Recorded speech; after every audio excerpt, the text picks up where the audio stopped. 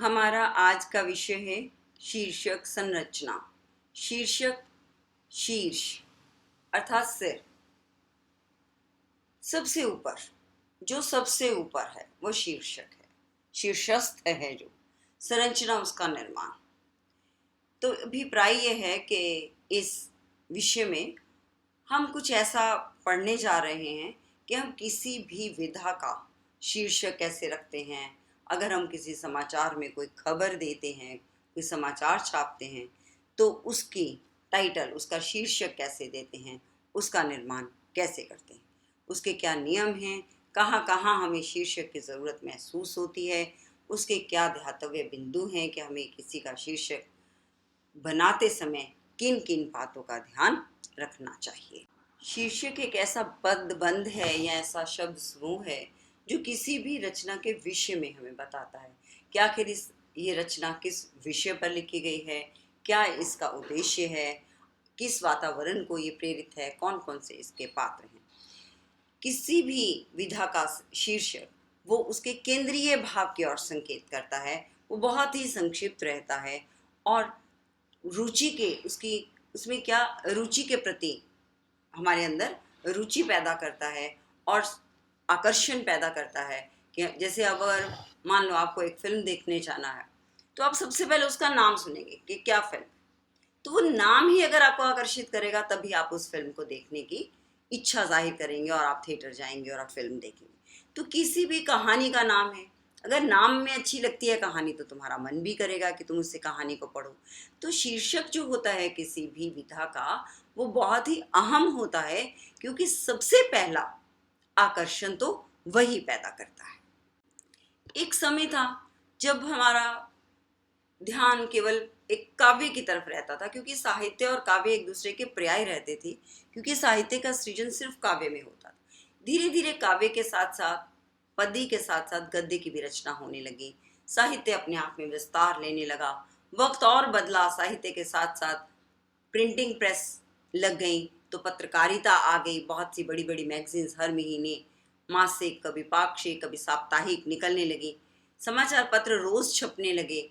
और धीरे धीरे जैसे जैसे लोग व्यवसाय और वाणिज्य बढ़ाने लगे, वैसे वैसे विज्ञापन भी अपनी भूमिका, अहम भूमिका अदा करने लगे। तो जब ये अलग अलग प्रयोग होने लगे, अलग अलग रुचियां पैदा होने लगी, लोगों, साहित्य के पास पाठक भी थे, श्रोता भी थे, दर्शक भी थे, तो उसी के हिसाब से उनके टाइटल्स, उनके शीर्षक भी बनने लगे। तो अभिप्राय क्या है कि जो शीर्षक का प्रयोग है वो पहले जहाँ केवल पुस्तकों के लिए रखा जाता था, किसी कहानी का शीर्षक क्या होगा, किसी पुस्तक का, किसी उपन्यास का, किसी नाटक का शीर्षक क्या होगा, हम उसके नामकरण की सार्थकता पढ़ते थे। लेकिन वक्त के साथ साथ पत्रकारिता भी बढ़ने लगे। जैसे तुमने देखा कि पहले पत्रिकाएं होती थी धर्म युग, मतलब ये धर्म का युग है। हिंदुस्तान टाइम्स एक नाम है अखबारों के, दैनिक भास्कर के, सुबह सुबह जैसे ही सूर्य उदय होगा तुम्हारे घर में समाचार आ जाएगा। तो हरी भूमि, क्योंकि हरियाणा है, हरी भूमि हरित की तरफ है, तो वातावरण के अनुरूप नामकरण कर देना समाचार पत्रों का, समय के अनुरूप कर देना, तो व्यक्ति विशेष के अनुरूप कर देना। तो ये सब चीज़ें शीर्षक के लिए मायने रखती हैं। तो शीर्षक का प्रयोग वास्तव में साहित्यिक विधाओं के लिए होता है, पत्रकारिताओं के नाम, पत्र मैगजीन्स के नाम पर होता है, समाचार का नामकरण हम करते हैं और हम विज्ञापनों पे भी देते हैं। जैसे अब हम किसी भी का भी विज्ञापन देने लगते हैं तो हम उसका नाम लेते हैं, उसके लिए किसी कीवर्ड का, किसी एक नोट का प्रयोग करते हैं। तो शीर्षक हर जगह अपनी एक अहम भूमिका निभाता है। जैसे कि हमने देखा पहले कि हम साहित्यिक विधाओं का भी शीर्षक गिनते हैं। तो जब हम किसी भी साहित्यिक विधा का शीर्षक रखने लगते हैं, उसका नामकरण करने लगते हैं, तब हम चार बातों पर विशेष ध्यान देते हैं। सबसे पहले वह शीर्षक उस कहानी का केंद्र बिंदु होना चाहिए। वो नामकरण, उस कहानी का जो नामकरण है वो उसकी घटना विशेष को अपने केंद्र में लेकर चले। हो सकता है कई बार हम नामकरण किसी पात्र के नाम पर भी कर देते हैं या किसी पात्र की चारित्रिक विशेषता के आधार पर भी कर देते हैं। जैसे निर्मला उपन्यास है, ये पात्र के आधार पर है, और किसी चारित्रिक विशेषता के आधार पर हम कहें तो जैसे घटना है, घटना त्यागपत्र है, त्यागपत्र एक घटना है कि उसने दिया है त्यागपत्र। जो चारित्रिक विशेषता है वो उसकी एक विशेषता है, जैसे कैद और उड़ान है, ये देश काल और वातावरण के आधार पर किया गया नाम है। उद्देश्य के आधार पर भी नामकरण किया जाता है, जैसे हम महिला सशक्तिकरण की है, अनपढ़ता है ना। अनपढ़ता एक उद्देश्य है कि अनपढ़ता जो है वो किस तरह हमारे समाज को खोखला करती है। अनपढ़ जब हो जाएगा तो वो चारित्रिक विशेषता के ऊपर हो जाएगा। तो हम किसी का भी नामकरण इन 4 बातों को आधार लेकर करते हैं, या तो वह नामकरण किसी घटना पर आधारित हो, या पात्र या उसकी चारित्रिक विशेषता पर आधारित हो, या उसमें वर्णित किसी वातावरण पर, जैसे ऐतिहासिक उपन्यास अक्सर होते हैं वो देश काल और वातावरण पर आधारित होते हैं, जैसे कि मेलांचल है, और या फिर उद्देश्य के आधार पर होते हैं कि लेखक किसी एक विशेष उद्देश्य को उद्घाटित करना चाहता है। जैसे तमस है, किस तरह तमस तामसिक गुण जो है, अंधेरा जो है वो चारों तरफ फैल जाता है। इस तरह विधाओं के शीर्षक का शीर्षक रखते हुए हम इन बातों का ध्यान रखते हैं। यही शीर्षक जब हम किसी समाचार में किसी खबर के लिए रखते हैं तो वहाँ पर शीर्षक के अलग अलग भागों में बढ़ जाता है। जब हम किसी मैगजीन में भी शीर्षक देते हैं तो देखो, मैगजीन क्या होती है, पत्रकारिता में क्या होता है, जो हम खरीदते हैं उसमें क्या होता है कि अलग अलग स्तंभ होते हैं। तो बहुत तरह से शीर्षक रखे, जैसे कथा साहित्य हो गया, वो भी एक शीर्षक है, उसके नीचे सब कहानियां होंगी। नाटक साहित्य, नाटक होंगे। फिर महिला स्तंभ, तो महिलाओं के बारे में बात की जाएगी। पाक कला, ये एक स्तंभ हो गया, तो ये भी एक शीर्षक हो गया, उसके नीचे अलग अलग खाना व्यंजन बनाने के तरीके दिए जाएंगे।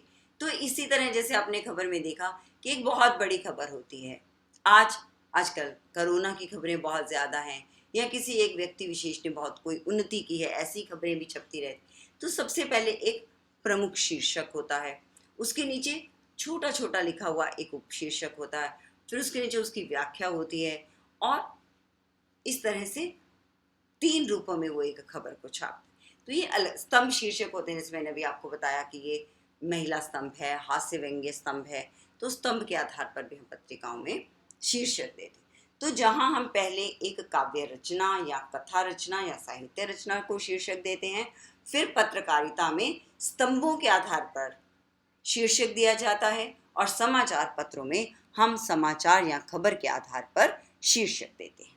तो इस तरह से पत्रकारिता में ये 4 तरह के शीर्षक प्रयोग किए जाते हैं: अनुशीर्षक, उपशीर्षक, पृष्ठ शीर्षक और स्तंभ शीर्षक। इसी तरह हमने देखा, हम साहित्य का, किसी भी रचना का अगर शीर्षक रखते हैं तो 4 आधार लेते हैं।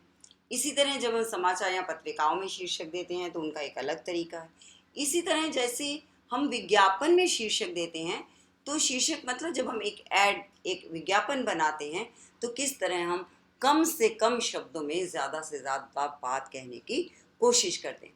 तो बहुत सी चीज़ें हैं जब हम विज्ञापन में शीर्षक देना होता है हमें, तो कुछ ध्यातव्य बिंदु हैं जिन्हें हमें ध्यान रखना होगा। जैसे वहाँ पर हमें उत्पाद का नाम देना, उत्पाद की विशेषता देनी, उसका अंतर्भेद देना। जैसे मान लो किसी ने, जैसे आजकल इंटरनेट शॉपिंग बहुत ज़्यादा होती है, तो किसी को लाल फ्रॉक चाहिए, पीली टी शर्ट चाहिए, तो उसके लिए एक अंतर्भेद, उसके लिए एक अलग उसका की कोड होगा, उसका एक प्रोडक्ट नंबर होगा। ऐसे ही उत्पाद का विवरण दिया हुआ होना चाहिए, उसे कीवर्ड के साथ उसे डिफ्रेंशिएट, उसे अलग अलग किया जाना चाहिए। जहाँ जहाँ के विदेशी भाषाओं के शब्दों का प्रयोग अनिवार्य है वो करना चाहिए, और अगर ज़रूरी नहीं है तो उपेक्षा भी करनी चाहिए। ब्रांड के बारे में भी बताना पड़ेगा विज्ञापन देते हुए, क्योंकि जो दर्शक है, जो उपभोक्ता है, वो ब्रांड के प्रति भी आकर्षित होता है। ये सब कुछ होते हुए भी हमें सबसे बड़ी बात जो है, जिस भी भाषा में हम विज्ञापन दें, हमें उस भाषा के व्याकरण को ध्यान में रखते हुए शीर्षक बनाने चाहिए, क्योंकि अगर वो व्याकरण सम्मत नहीं होगा तो वो रुचिकर भी नहीं होगा, और जब वो रुचिकर नहीं होगा तो उत्पाद में उपभोक्ता की रुचि नहीं बढ़ेगी, और जब रुचि नहीं बढ़ेगी तो वो उत्पाद नहीं बिकेगा, तो विज्ञापन अपने ध्यातव्य को प्राप्त नहीं कर पाएगा। इसलिए विज्ञापन को का शीर्षक देते हुए हमें इन बिंदुओं को ध्यान में अवश्य रखना चाहिए। है कि जब हम शीर्षक संरचना करते हैं, वो चाहे साहित्यिक विधा की हो, चाहे पत्रकारिता की हो, चाहे समाचार पत्रों के समाचार की हो, अथवा किसी विज्ञापन की हो, लेकिन हमें कुछ ऐसे बिंदु हैं जो सब में समान रूप से साझा होते हैं। सबसे पहली बात यह है कि जो भी भाषा हम प्रयोग करें, जिन भी भावों को हम प्रयुक्त करें, जिस भी पद बंध को हम प्रयुक्त करें, वो विषय उपयुक्त होना चाहिए। जिस विषय पर वो रचना है, वह हमारा शीर्षक हमेशा उस पर आधारित होना चाहिए। फिर है कि वो रुचिकर होना चाहिए। छोटा हो पर बहुत ही आकर्षित हो। जैसे ठंडा मतलब कोका कोला, तो आकर्षित है, मौसम के मुताबिक ठंडापन चाहिए, कोका कोला। जब भी ठंडे का नाम मतलब कोका कोला, तो कोका कोला अपने आप बिकेगी। अब वो कहता है कि शीर्षक जो है वो सृजनात्मक दृष्टिकोण से होना चाहिए। मतलब ये कि ऐसी सोच दो सामने वाले को ताकि वो उस चीज़ को खरीदे।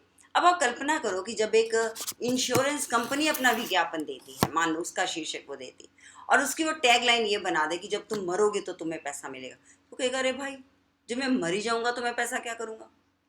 तो लेकिन वो टैग लाइन कभी मरने की नहीं देते। तो टैग लाइन क्या देते हैं कि जब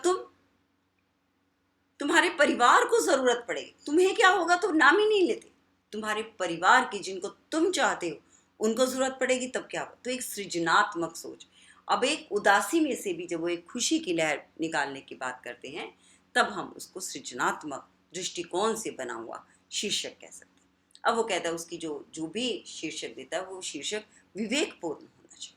अब पीछे एक बार हरिद्वार जाने का मौका मिला, तो उन्होंने अपने पर्यटन की टैगलाइन क्या बनाई है कि इससे पहले कोई तुम्हें कलश में लेकर आए, बेहतर है कि तुम पहले घूम जाओ। विवेक लगाया उसने अपना कि पर्यटन है लोगों के दिलों में ये चाह पैदा करना कि वो हरिद्वार आएं और गंगा में नहाएं और यहाँ पर अपनी श्रद्धा के सुमन अर्पित करके जाएं। अब वो कहता है कि अगर शीर्षक ये पूरे पेज का हो गया तो कौन उसे पढ़ेगा। तो हमेशा सामासिक पद्धति, समास होता है छोटा, दो बंधों को बना दिया, मिल के बनाया, जैसे माता पिता। अब इसका विग्रह क्या करते हो, माता और पिता। तो वो कहना क्या चाहता है, थोड़े से शब्दों में, दही बड़ा, दही में बड़ा ना। तो कहता है सामासिक पद्धति होनी चाहिए, कम से कम शब्दों का प्रयोग किया जाना चाहिए। पद और पदबंध मतलब तुम एक भी शब्द का शीर्षक भी दे सकते हो और कुछ शब्दों का समूह भी प्रयोग कर सकते हो, लेकिन कम से कम शब्दों में संक्षिप्त होना चाहिए। इतना भी संक्षिप्त नहीं हो कि उसे पढ़ने के लिए, उसे देखने के लिए, उसे समझने के लिए किसी शब्दकोश की जरूरत पड़े। बहुत गम्य हो, बुद्धि में समा जाने वाला हो, सहज हो, सरल हो, और फिर व्याकरण सम्मत जरूर हो, व्याकरण के साथ उगता हुआ हो। लोक भाषा का प्रयोग, किसी ऐसी लकोक्ति को भी हम शीर्षक के रूप में प्रयोग कर सकते हैं जिसे दुनिया समझती हो। जैसे फिल्म का शीर्षक रखते हैं मन जीते जग जीते, नानक दुखिया सब संसार। अनेक अर्थी शब्दों में समअर्थी शब्दों का प्रयोग भी होना चाहिए। मतलब अनेक अर्थी, एक ही शब्द कई सारे शब्दों के अर्थ दे जाए तो बहुत से विषयों को एक ही साथ प्रयोग कर जाएगा वो। तो एक ही शब्द जो है वो अंक है। जैसे मान लो 1 मिनट के लिए हम कोई रचनाकार है अपनी कृति का नाम अंक रख देता, तो वो अंक माँ की गोद भी हो सकती है, वो अंक गिनती भी हो सकती है, वो अंक किसी नाटक की योजना, नाटककार की रचना भी हो सकती है, उसका एक भाग भी हो सकती है। तो एक ही बात रखते हुए वो बहुत से विषयों को अपने साथ अंतर्निहित कर लेगा, और जो पढ़ने वाला पाठक है या श्रोता है जो उसे देख रहा है, तो महसूस करेगा कि अरे एक ही शब्द में कितनी सी बातें। जैसे एक नाटक है सूर्य की अंतिम किरण से सूर्य की पहली किरण, कितनी सोच, बड़ी सोच है उसमें।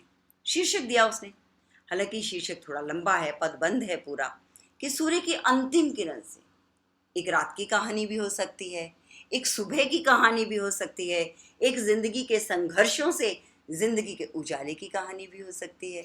तो ये कहानी एक ही शब्द है जो कई सारे अर्थ लेकर निकल जाती है। तो शीर्षक इतना सारगर्भित होना चाहिए, अहम को अहमता होनी चाहिए। मतलब फर्स्ट कम सर्व आप करते हो तो जो चीज़ उसमें आम है, जो उस रचना के उस विषय में सबसे अहम बात एक रचनाकार कहना चाहता है, उसका शब्द शीर्षक में जरूर प्रयोग होने चाहिए। शीर्षक सहज सरल होना चाहिए, उसमें निरंतरता और तारतम्यता बनी रहनी चाहिए। तो अब हम शीर्षक की संरचना में जो सबसे अहम बात देखते हैं वो यही है, शीर्षक वो हो जो पूरी रचना को अपने आंचल में समेट ले। शीर्षक वो हो जो वास्तव में हमें सुख और चैन का भाव देता चला जाए। शीर्षक वो हो जो सहजता से हमारी बुद्धि में निकल जाए। ऐसा ही शीर्षक हमें रचित करना है।